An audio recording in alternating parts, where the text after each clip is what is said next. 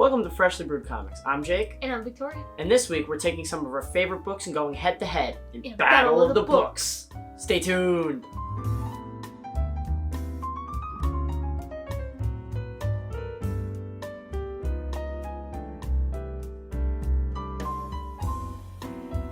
So Vic, read anything good this week? I did, as a matter of fact. My recent read this week is Marney the Fox by Scott Goodall and John Stokes. Okay. So this is a pretty interesting book. It tells the tale of Marney the Fox, who is a little fox cub who is living on his own now that his family and fellow cub brothers and sisters got killed by the hands of Hated Man. Wow. That's who hunters and pillagers are known as in this book, From the Eyes of Marney, which is cool. Okay. That's kind of like how in Brother Bear, it's like the men are monsters. Yeah. And like the cave paintings that they find. That's cool. That's cool. It has like a Brother Bear vibe. But Okay. It was just one bear. There's no brother, it's just bear. It's just one bear that's not a bear, he's a fox. He's a fox, he's named Marney, yes. So yeah, it tells day-to-day life of Marney the Fox. He gets in all kinds of trouble. He almost drowns when he's fighting an otter in a lake.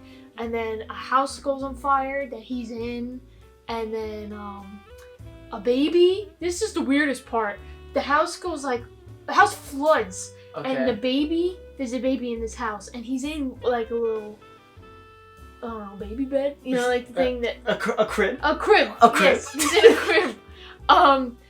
And he floats out of the house. And Marney has to save the baby. Okay. Because he floats out off the stream. So now Marney has this baby, and it's funny. But each 2 pages are a story. So Okay. it's like every page is like the Marney heading on it. It's cool. It must have been in some sort of like newsprint or something. Yeah, like definitely that. like a comic strip or something, like Yeah. a magazine, Mm-hmm. something like that. Yeah, but it's really cool. I like it so far. That's cool. Mm-hmm. Yeah, I want to check it out.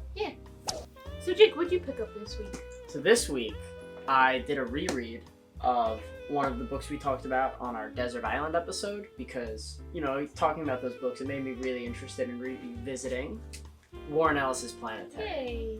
This was so much better on a reread than the first time around. Mm-hmm. And it's crazy because the first time around, it was one of my top 10 all-time favorites. Mm-hmm.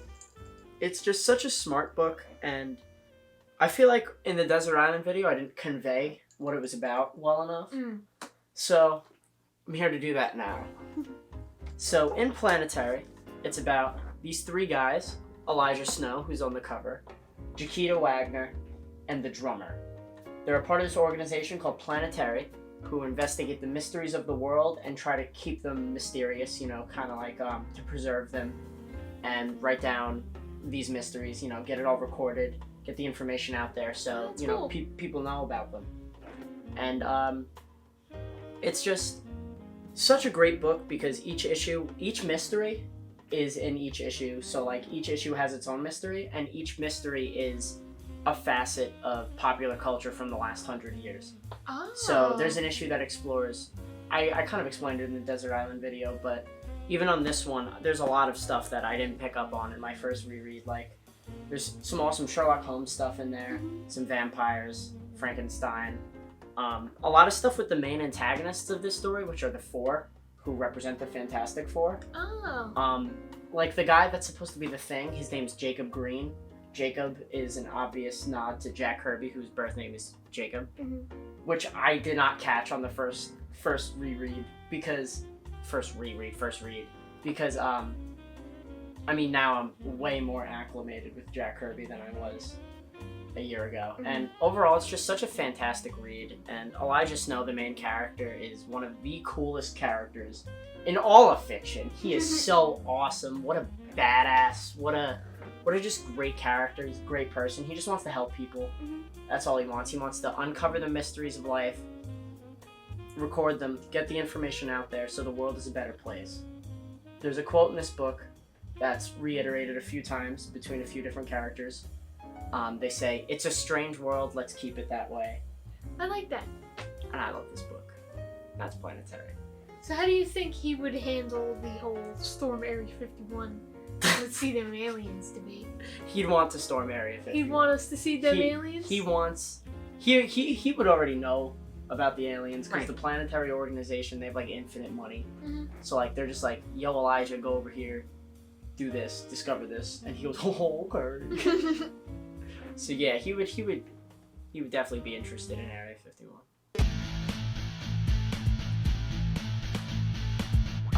The rules for this week's Battle of the Books debate are as follows. We will present books to one another and convince them to read it. If they choose to read it, we get a point. First person to 3 points wins.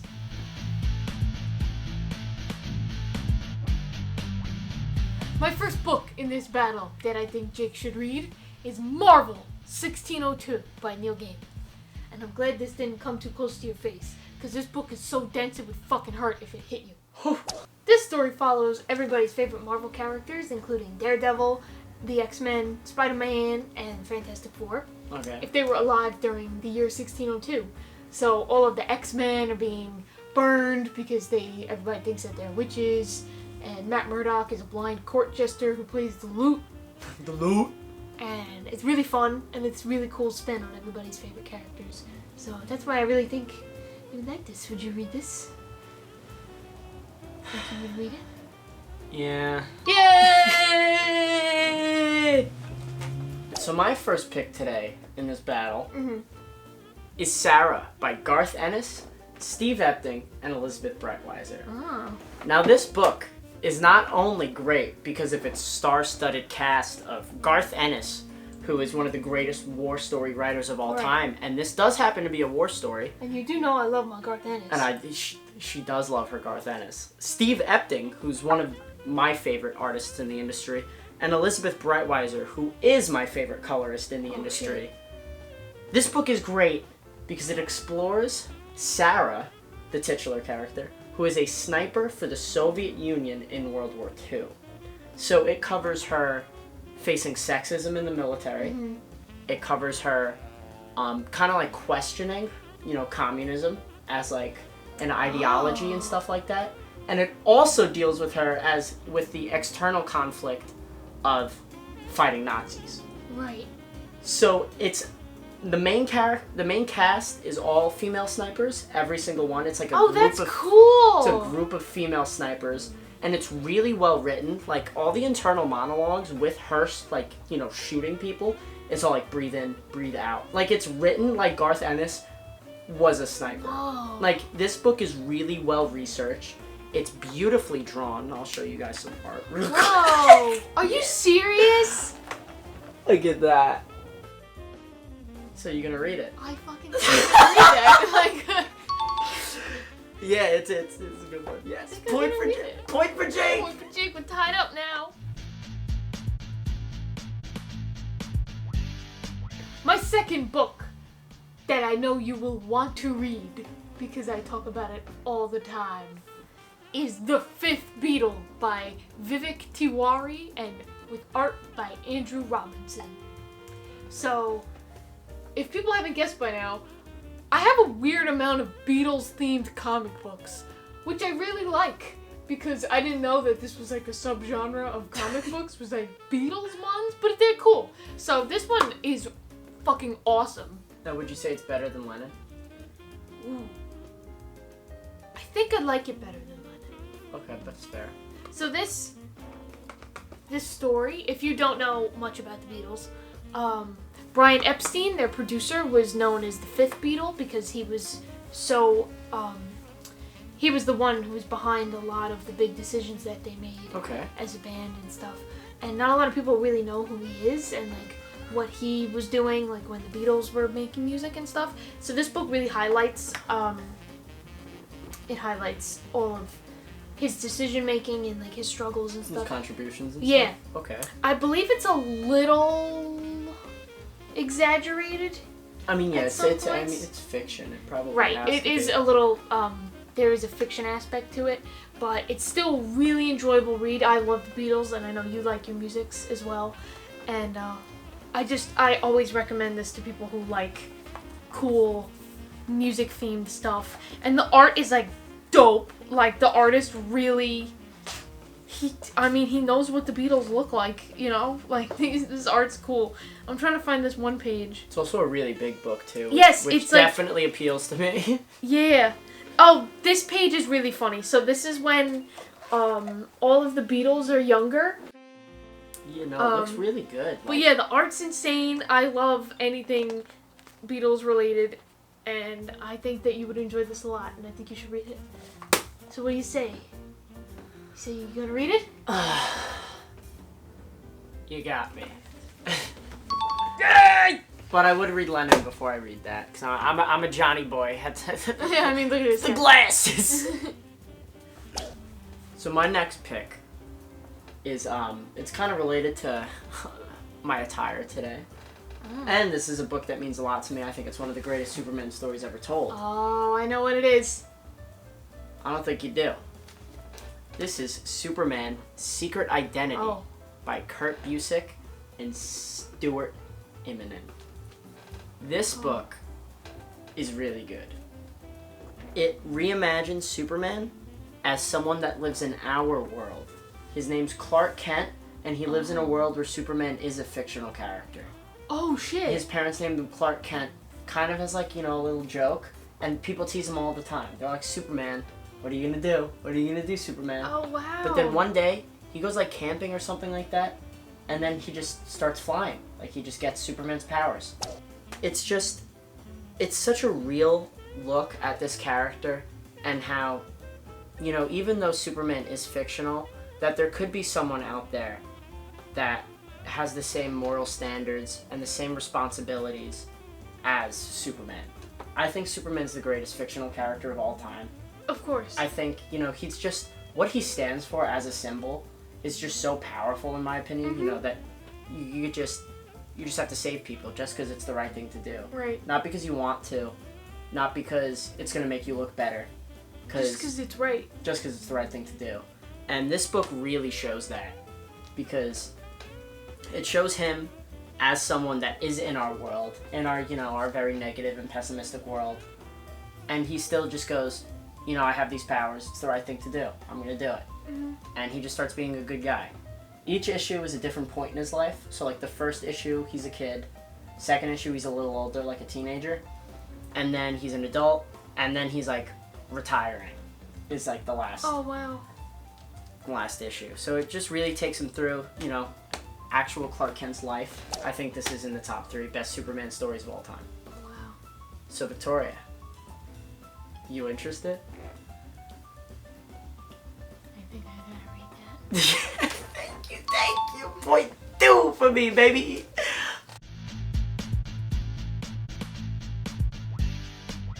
My third book that I think you would love to read, because I love to read it, is Batman 66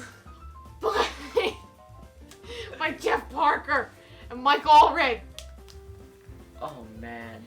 Now this book, shit, you got me already. If you love the original 1966 Batman TV show, well, you're in luck, because that's what this is.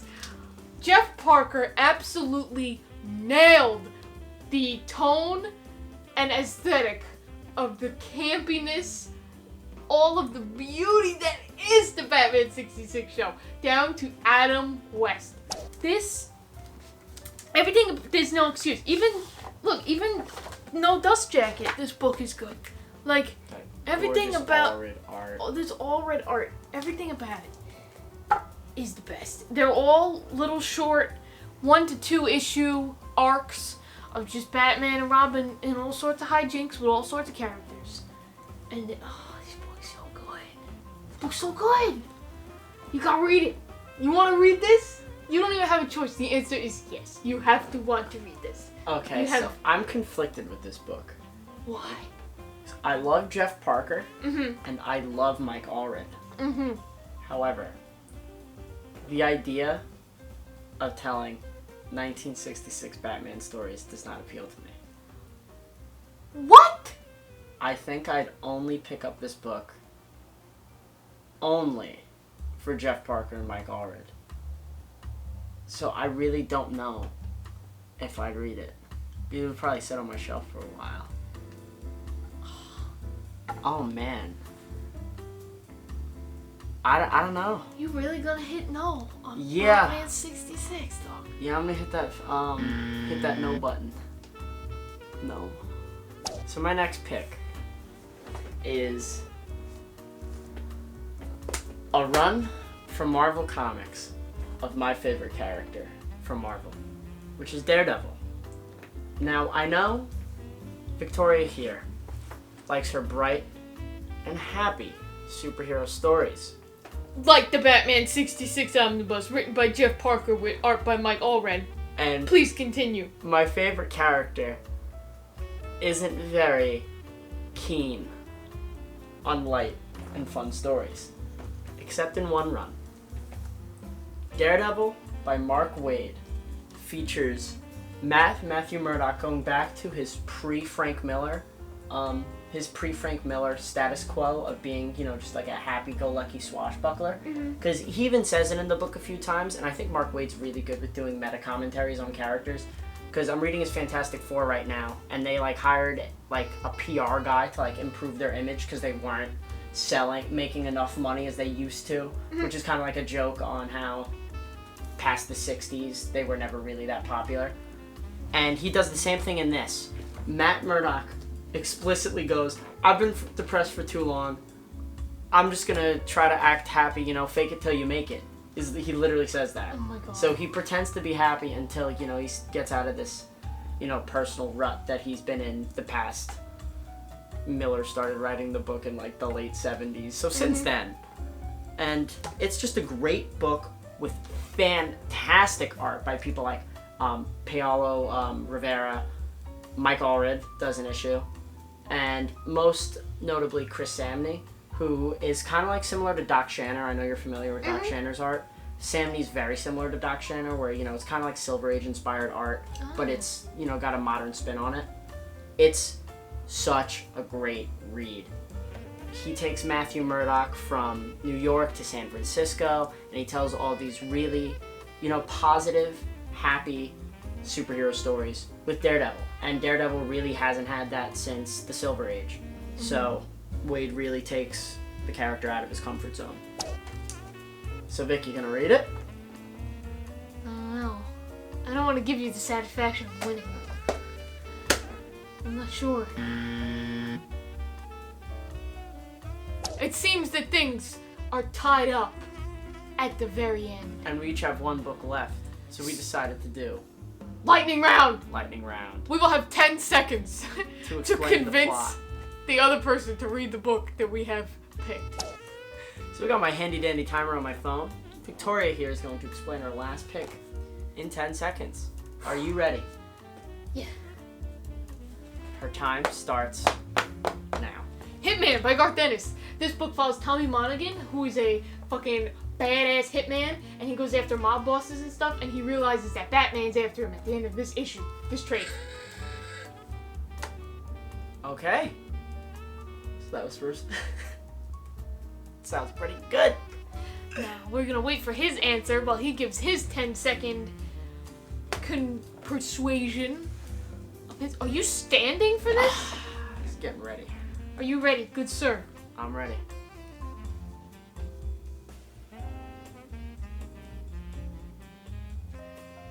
Go! Pride of Baghdad by Brian K. Vaughn follows a family of lions after their zoo is bombed and they have to find safety. You did it in 6 seconds!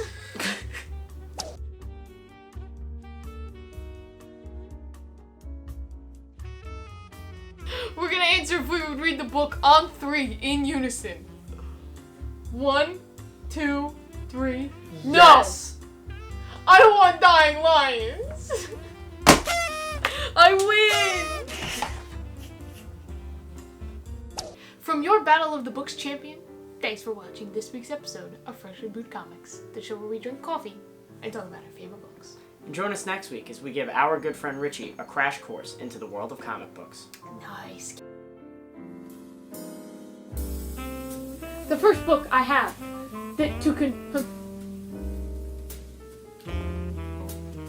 Each of us will present a book to the other, and we'll have to convince the other person to read this book. Should the other person choose to read it, we deserve fuck. Alright. So, at the timer on my handy dandy phone, Victoria over here is going to explain her pick starting now. I picked Hitman by Garth Ennis with art by Steve McCrea. His name's not Steve. His name's John. Welcome to Freshly Brewed Comics. I'm Jake. I do cheesy